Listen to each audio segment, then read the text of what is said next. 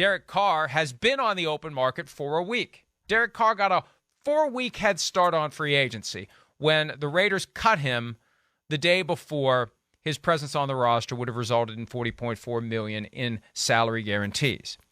Now, the problem for Carr, and there's only so much engineering of the situation an agent can do. The problem for Carr is this has moved so slowly that I think interested teams are going to wait to see what other options they have before they commit to Carr. And maybe the right play for Carr would have been, could have been, or should have been to come out of the gates and say, look, I'm making my decision by, what's today, 21st? I'm making my decision by Friday, February 24th. Anybody who's interested, step right up. Anybody who wants in, let's go. Make your best offers. I reserve the right to come visit with you, or you have your people come see me. I mean, if Deshaun Watson was able to pull that off last year with 20-plus civil lawsuits pending, Derek Carr should be able to do it as well. And maybe he tried, and maybe just no one was interested. Because the reality is, by taking your time, and Carr's brother David said on NFL Network on Monday night, it's going to be a long process. Well, yeah, why would a team that may be able to get some other quarterback commit to Carr until that team knows, number one, the other quarterback's going to be available, and number two, this is what it's going to cost to get him, either via free agency or trade. And the Jets are the best example. Okay, Carr went to visit the Jets, and everything coming out of the interaction is positive. Everybody loves each other. That's great. Well, he doesn't have a contract. You know why he doesn't have a contract?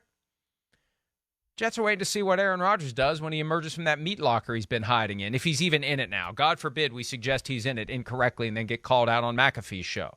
But he's made it clear he's going to go to this darkness retreat and seek enlightenment, no pun intended, in the darkness.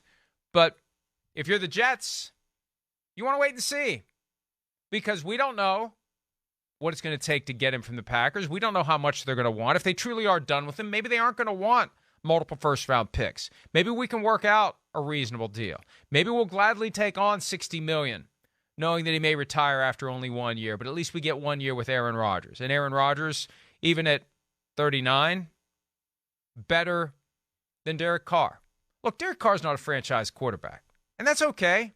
Franchise quarterbacks are more likely to win Super Bowls, but you can still win with a guy who isn't among the best of the best. You can win with Kirk Cousins. You can win with a Derek Carr. And if you're a team that is struggling to be relevant, Derek Carr makes you relevant.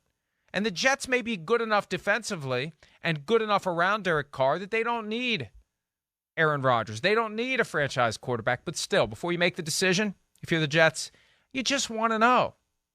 If nothing else, you can use that as leverage to get Derek Carr to do a better deal. If Derek Carr emerged from the meeting with the Saints and the Jets and whoever else he talks to, believing that he wants to go to the Jets, and the Jets start saying, well, you know,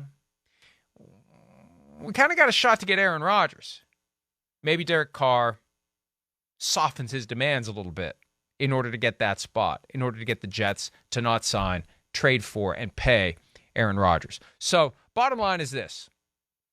Head start that Derek Carr got on free agency, I think it's already evaporated. It's not moving quickly enough for him to get the full advantage of it, and it very well could be that the teams weren't willing to jump on the idea that we got to go commit to Derek Carr now before we know what else is out there. And by next week, when everyone's in Indy, that's when the teams who are looking for veteran quarterbacks will know who and who isn't going to be available, pending the final application of the franchise tags March 7.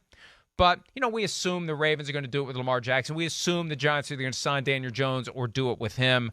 But if there won't be any misunderstanding as to who's available, and there'll be a ballpark of what it's going to take to get them from a dollars and cents standpoint. And I think Derek Carr, despite getting to the market 4 weeks before anyone else, is in that cluster of guys that will be available to any team out there that is looking for help at the most important position on the field.